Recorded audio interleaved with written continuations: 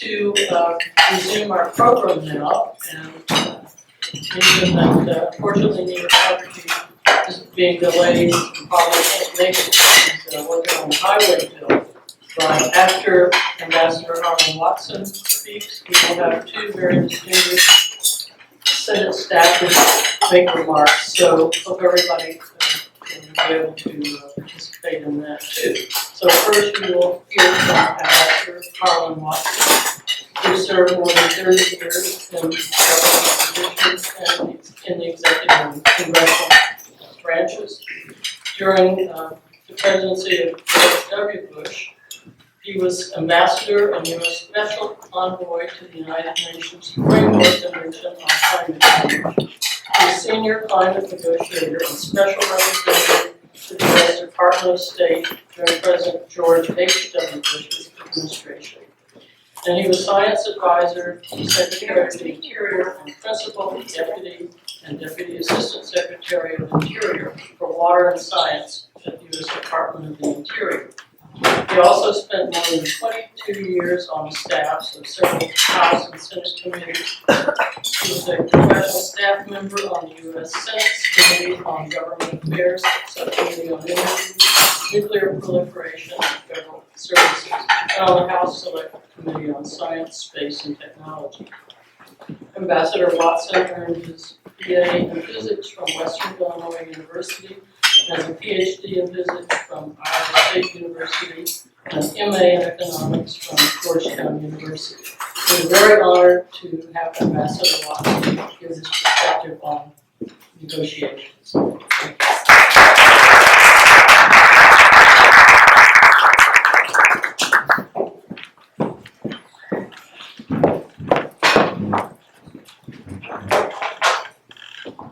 Thank you very much, Marco. Kind introduction. You've heard all those positions just a minute. I really couldn't hold the job very long, so I kept bouncing around. Anyway, thank you for the opportunity to be here today. It is a very distinguished group, and I really welcome the opportunity to share some thoughts with you. So a little note on my background. I just got involved in the international climate negotiations back in 1991.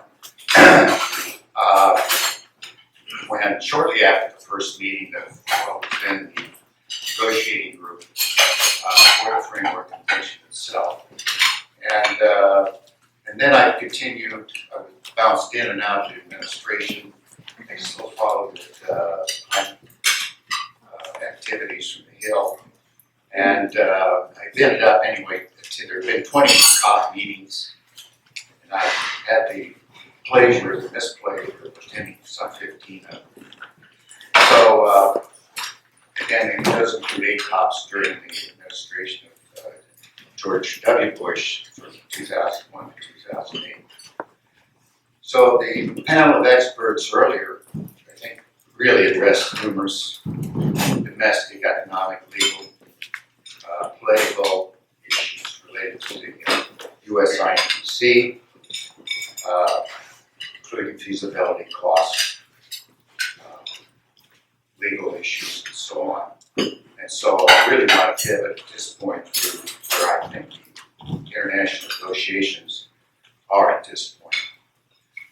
Now, the 30th of November to December 11th, 2015 Paris COP, COP21, is expected to attract some 40,000 participants. So it's certainly expected to be as large as the COP in Copenhagen in 2009. And French tell us on the website that they have up on the COP that it will be the largest diplomatic event ever held in France, which is saying something given France's history of diplomacy. It will also be one of the most expensive, one of the most, probably the most expensive event ever hosted by France. It also, if you on the website, they allocated some 187 million euros, which is roughly, it's over $200 million for the event. So it's certainly it says something that the French feel is very important and are really putting a lot of effort, time, and money into it. And seriously to the extent that their foreign ministers is now going to be, is leading the French team, and it's going to be the president of the COP as opposed to environment ministers that had been in the past. Now, in my experience, climate change negotiations are usually conducted on two levels. One, the level that seeks to address and resolve finesse politically sensitive issues. And then the second is a more nitty-gritty level that focuses on less contentious or highly technical issues, such as how we're going to account for land use change, those sorts of things. The political part of the negotiation process is being led by French Foreign Minister I hope I pronounced that right. And he recently stated, laid out in some detail on what France's goal is for this COP, and goes beyond an agreement. It's really what they want is what they call a Paris Alliance, and it really contains 4 objectives, one of which is the agreement.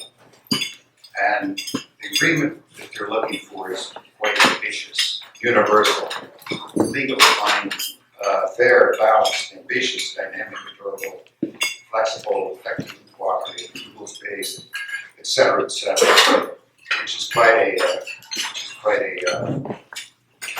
thing if they can't achieve such an agreement itself. They also place high importance on having all countries present their INDCs before the COP. There was really a push to have many of them in by March 31st. They're still trickling in now. I think right now the latest count is something like 47 of the parties have submitted their INDCs. Of course, 28 of those are member states of the European Union. But that is coming along. They're trickling in, and I think we have indications also that India and some other fairly large emitters are coming along very shortly. The third thing they want to achieve is always the ticklish issue, which Steve really also mentioned, of financial and technical assistance, including fulfilling the commitment made in the Copenhagen COP of $100 billion annually through 2020. And in fact, this is extraordinarily important for obviously the developing countries. And many of the developing countries are saying $100 billion from their point of view is just a down payment to get us to 2020. And we expect that amount to increase in the out years. And the fourth is the placing a lot of emphasis on what they call localization of non-state actors. That includes local governments, private enterprise,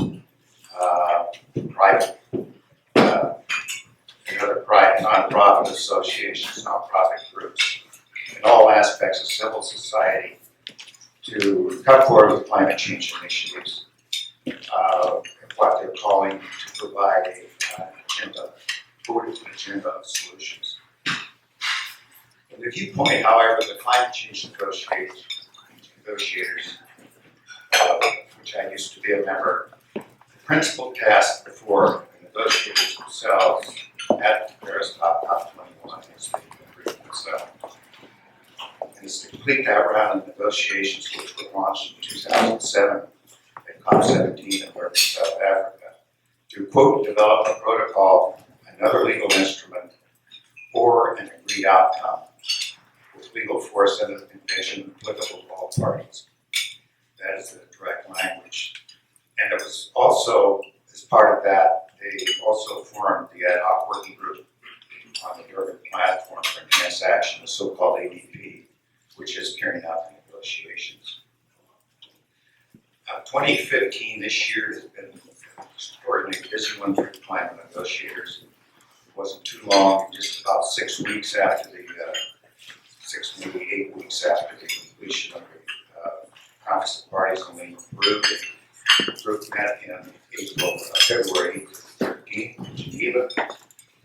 And where negotiators at that point began with a 39-page elements for draft negotiating text, which was contained in the thing we called for climate action, which was agreed to last December. And out of that, as you, in a very short time, ADP was able to agree on a compilation text, which has formed the basis for subsequent negotiations. Unfortunately, those 39 pages grew to 90 pages. But again, it was a compilation. It was trying to capture everybody's contribution. So this is not unusual. The hope was, of course, was to winnow that down at the 2-week meeting in Bonn, June 1st to 11th. They did meet for 2 weeks.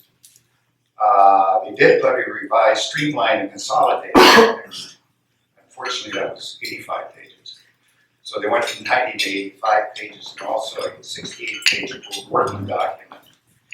So they ended up with, my arithmetic here, something over 150 pages to wade through.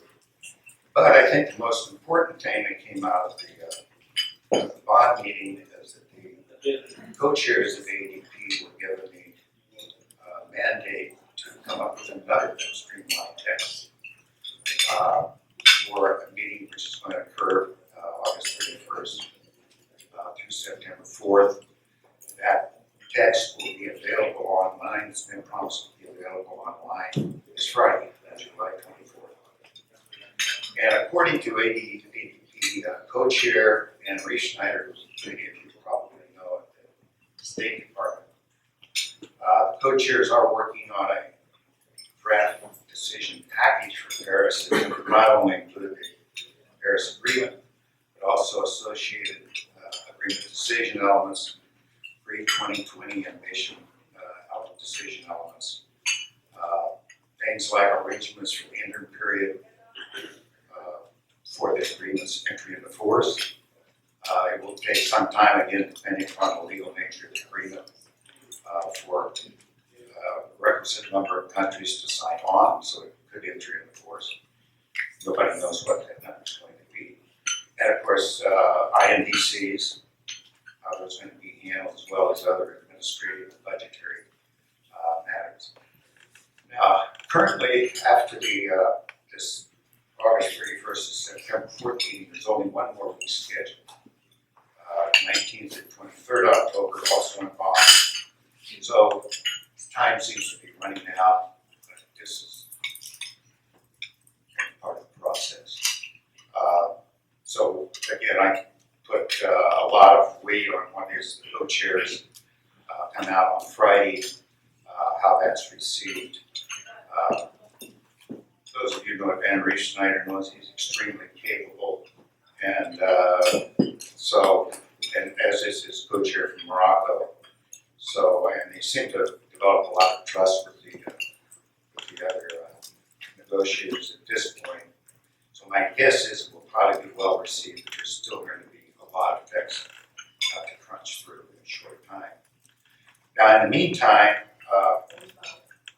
trying to raise it back up out of the negotiators nitty-gritty level, French Minister Fabruz is going to be hosting a number of what he calls informal ministerial consultations.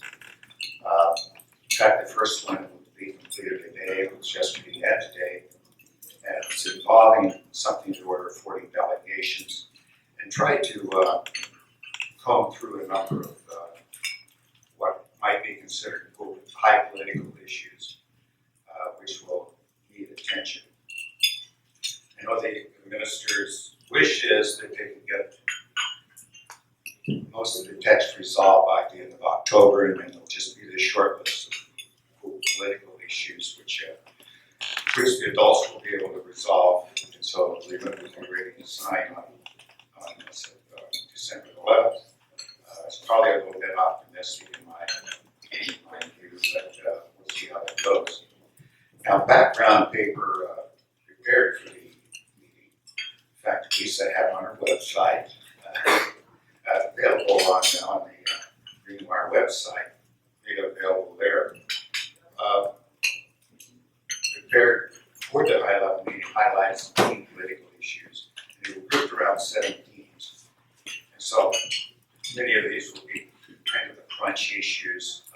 One was the general characteristics of the agreement, differentiation, what are going to be the responsibilities of developed countries versus developing countries,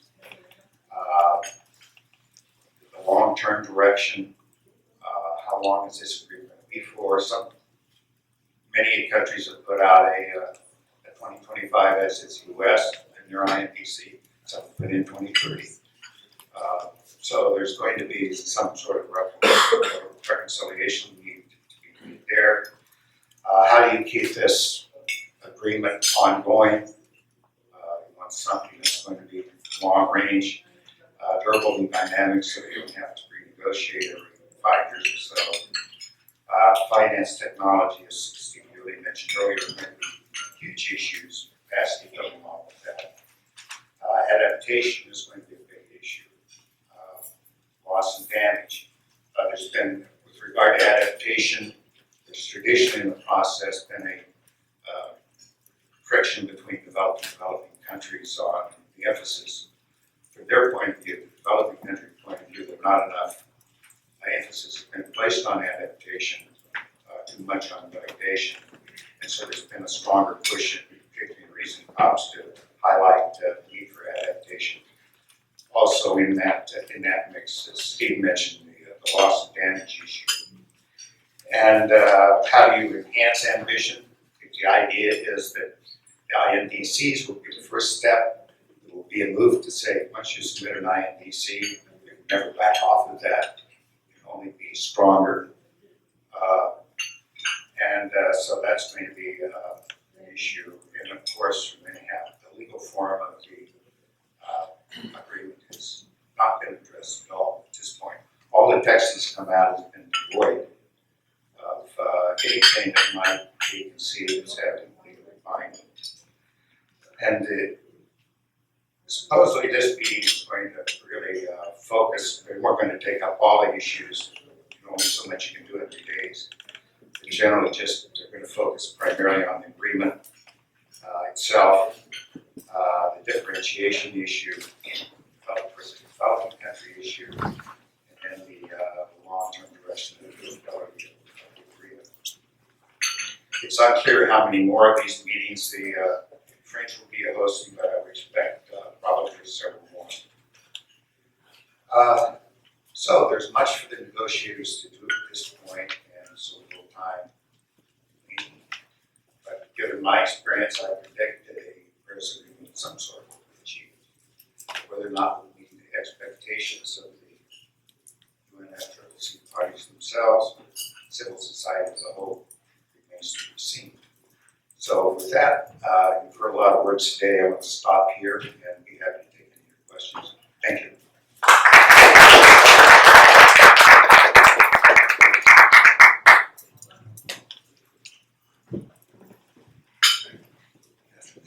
Thank you. Lisa again. Can you talk a little bit about the issue of fairness or common differentiated responsibilities that comes up in the negotiation lab? Specifically, we heard Steve in the last panel say China's emissions will go up, India's emissions will continue to go up. We talk about this a lot in the UN negotiations. This comes up a lot, but not very much in the United States. From a Republican perspective, why shouldn't the U.S. reduce its emissions before China, before India, before other countries? Why is it a concern? Why is it a problem that we are doing more? Yeah. Well, I think it's always from the Republican standpoint. Leave that out. I'm not going to argue that the Republican or the Democratic case in this. This has been a traditional issue. The Framework Convention was set up to divide the world into games. Actually, more than that, the two big ones were so-called Annex 1 and non-Annex 1. The Annex 1 parties were, under the convention, were to take first steps because they're presumably the ones historically that caused the problem. And therefore had a, you could say, moral responsibility to address it first.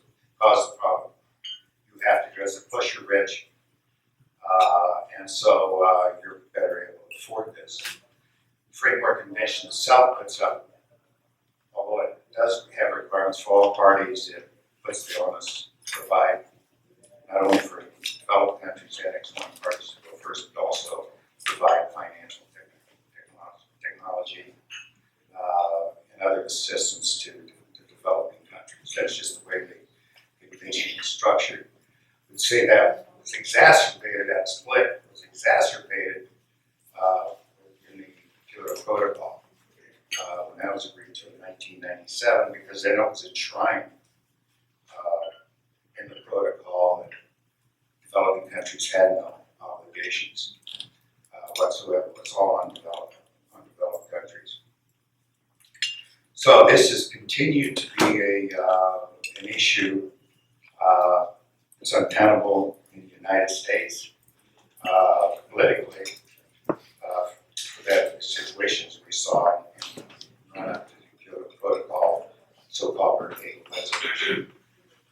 Those quick one-liners in the ads, you know, it's not really, it's ain't global and won't work. Because developed countries cannot possibly produce enough, whatever cost, to overcome the growth in developing country emissions.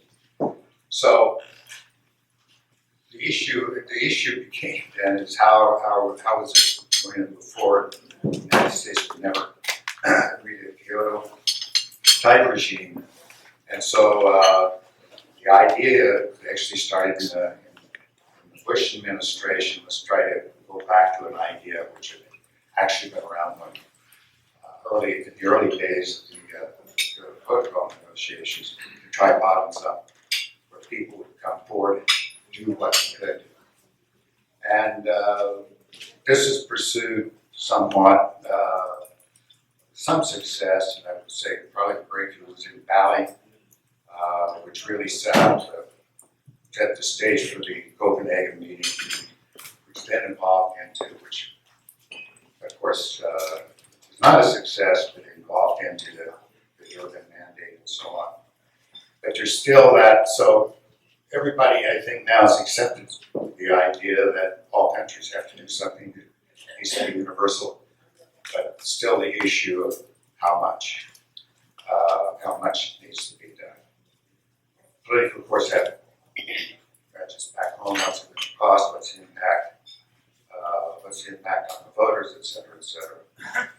So it's still going to be an issue here in this conference. It's just unavoidable. It's not going to go away. Sometimes you feel they haven't made any headway whatsoever when you go listen to the conversation. It's old splits back and forth.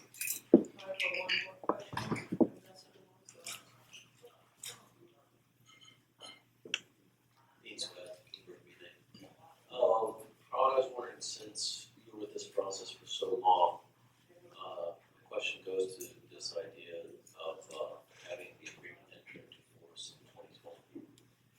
And so I'm wondering, now it's become clear that the U.S. isn't going to agree to something that would have to be put before the Senate. But the idea of having that 5-year gap is to allow the individual countries to either ratify or however they adopt the agreement. I just wondered, does that sort of raise a question about why we're, in a sense, waiting around until 2020 to put into place an agreement that, you know, the U.S. theoretically, if President Obama agrees to this with executive authority, it could be agreed to beginning in 2016, and other countries are unlikely to agree to a more binding agreement if the U.S. does not. So in other words, now with some reflection, what is the utility of entering into force in 2020, 5 years ago? Yeah, because they already started the process of getting 2020 pledges. In fact, the administration put in this 17% for 2005 levels by 2020. Many other countries have done the same thing, so a whole slew of pledges. In fact, one of the packages, one of the Paris items in the Paris packages, pre-2020. So a lot of countries made commitments to in that time frame between the end of the Paris meeting in 2020. The negotiation was set up, what do we do now after 2020? So the agreement, basic agreement itself is going to address post-2020, but that's not all the Paris package. Paris package is bigger than that, including pre-2020. So say any questions from the diplomatic community? Yes. Hi, I work for the embassy group.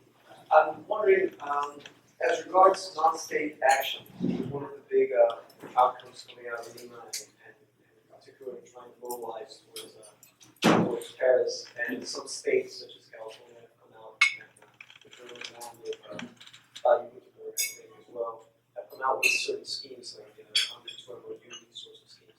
How much do you see, how do you see the non-state element playing out insofar as you've seen it this year? Is it generating this this movement that was sort of the idea of it to get non-state action? Well, I think there's certainly lots going on, not only at the state level, there have been a number of states that, I think there was a meeting in Quebec, Montreal. I can't remember where earlier, in fact, within the last week, where I think a number of states signed on to this agenda. I think in California, Washington, Oregon, I can't remember, a number of states and many of the provinces of Canada. There are also a number of cities, a few cities in the US that have also made their separate pledges. It's not clear to me how much impact, I'm just not that close to it. But clearly, there is a lot going on at that level, and I think you'll see good representation, particularly civil society there. If there really get 40,000 people there, or 5,000 press maybe, and maybe 5,000-6,000 negotiators, well, it's going to leave a lot of civil society slots available. So I think we will see a lot of activity there, a lot of side events. But it's going to be a long run thing. Have all of this pulled up.